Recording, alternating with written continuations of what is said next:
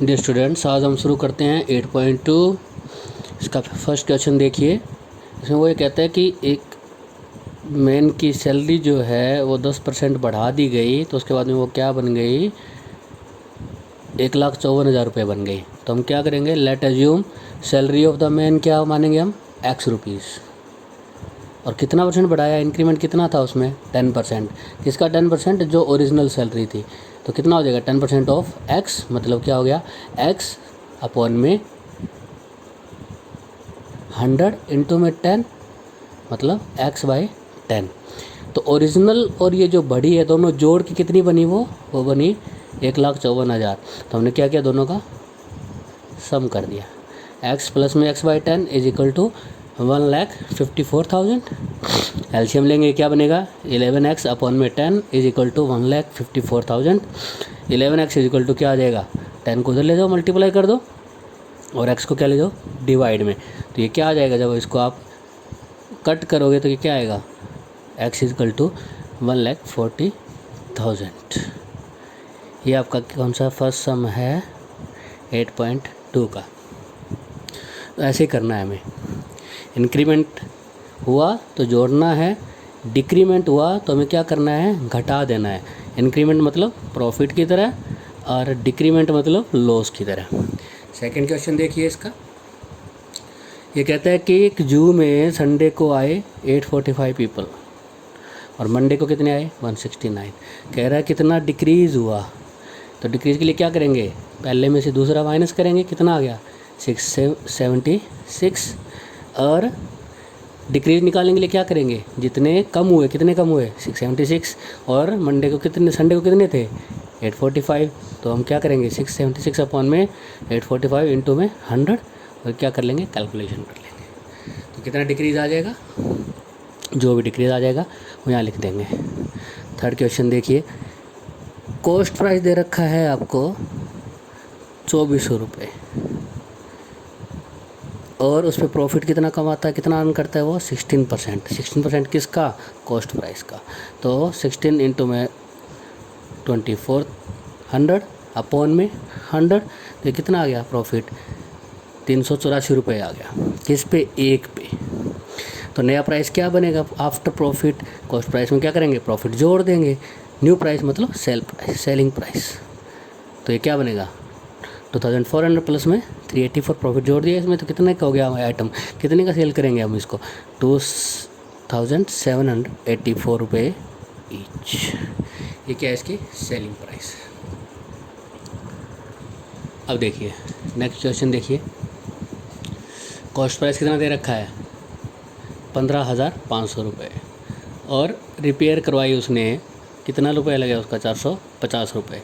तो total cost कितनी लगी उसकी, 15,500 रुपये में उसने ख़रीदा इसको, प्लस में रिपेयर करवाई 450 रुपये की, तो टोटल कितना हो गया 15,950 रुपये। हमें क्या निकालना है इसका, सेलिंग प्राइस। सेलिंग प्राइस का फॉर्मूला क्या है, कॉस्ट प्राइस प्लस में प्रॉफिट। प्रॉफिट कितना अर्न करता है वो, इस पर 15%। 15% किसका, इस कॉस्ट का, जो कॉस्ट आपने निकाली है।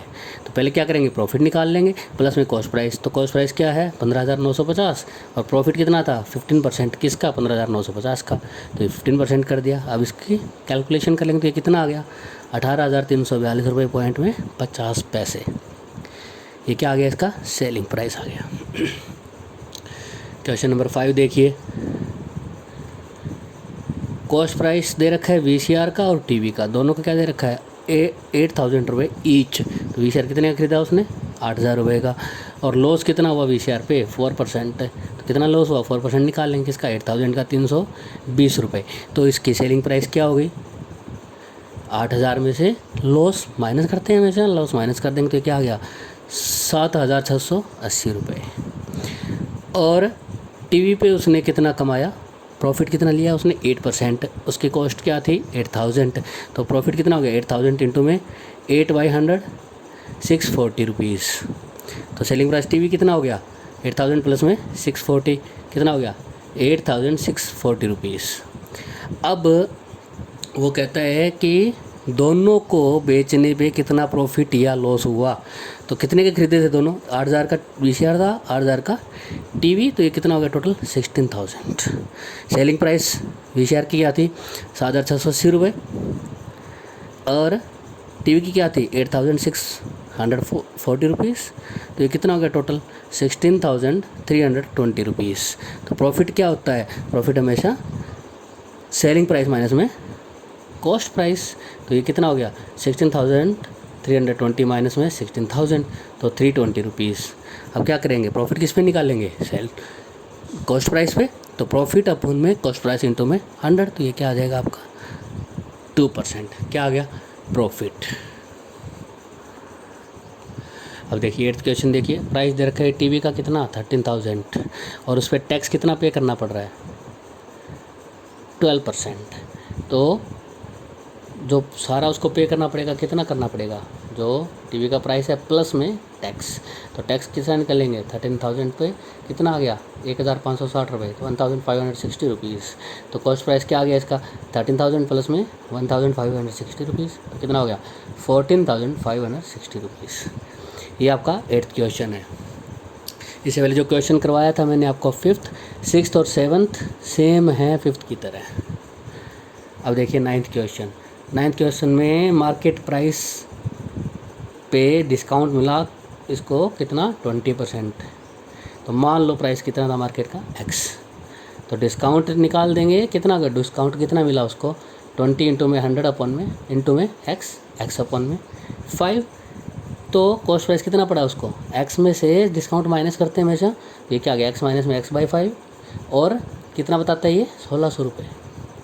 क्या करेंगे इसको सॉल्व कर लेंगे, तो ये क्या हो जाएगा 5x माइनस में x अपन में 5 इक्वल टू 1600।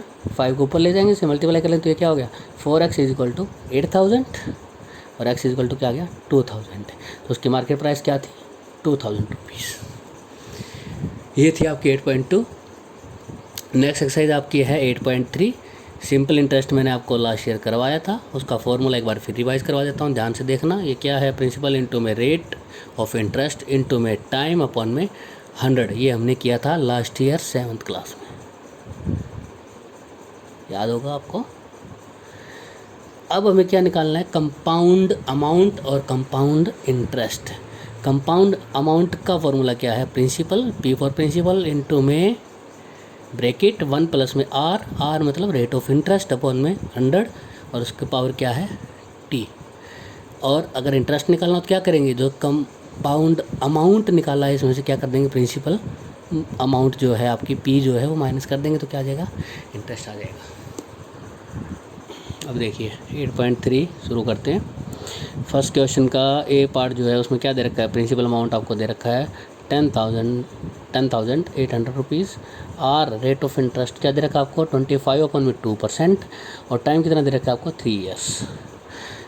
इसमें आपको क्या निकालना है, कंपाउंड एनुअली साल का निकालना है। तो साल का निकालने में आपको कुछ भी नहीं करना, जो आपका प्रिंसिपल अमाउंट जो थी, कंपाउंड अमाउंट जो थी वो निकालनी है आपको। उसका फॉर्मूला क्या था, P इंटू में 1 प्लस में R अपन में 100 इंटू में 3। तो क्या करेंगे, P क्या था आपका 10,800 रुपीज़, मल्टीप्लाई कर दिया, ब्रैकेट शुरू, 1 प्लस में R क्या है 25/2 अपॉन में 100 और टाइम क्या है आपका 3। अब इसको क्या कर लेंगे, सॉल्व कर लेंगे। तो जब हम इसको सॉल्व करेंगे तो ये क्या आएगा 18,225 रुपीज़। हमें निकालना क्या है, इंटरेस्ट भी निकालना है। तो इंटरेस्ट के लिए मैंने आपको क्या बताया था कि जो कंपाउंड अमाउंट निकालोगे और उसमें से प्रिंसिपल अमाउंट क्या करेंगे माइनस। तो ये क्या आ गया आपका कंपाउंड अमाउंट कितना 18,225 रुपये। इसमें से क्या करेंगे माइनस प्रिंसिपल अमाउंट, वो कितनी है 10,800 रुपये। तो कितना हो गया आपका 7,425 रुपये। नेक्स्ट क्वेश्चन देखिए, 2 ही टाइप के क्वेश्चन है इस एक्सरसाइज में, एक एनुअली है, दूसरा हाफ ईयरली है। एनुअली वाला तो सिंपल है, ये हाफ ईयरली में ध्यान से देखना क्या करना है आपको। इसमें प्रिंसिपल अमाउंट क्या दे रखा है, सी पार्ट है ये 62,500 रुपीज़ दे रखा है। रेट ऑफ इंटरेस्ट क्या दे रखा है 8%। टाइम क्या दे रखा है 1.5 ईयर मतलब 3/2 ईयर्स दे रखा है।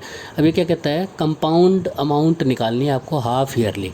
जब भी हम हाफ ईयरली करेंगे तो हम क्या करेंगे, जो रेट ऑफ इंटरेस्ट दे रखा है उसका क्या कर देंगे, हाफ ईयरली मतलब हाफ, तो ये कितना हो जाएगा 4%। और जो टाइम दे रखा है उसका क्या कर देंगे हम, डबल।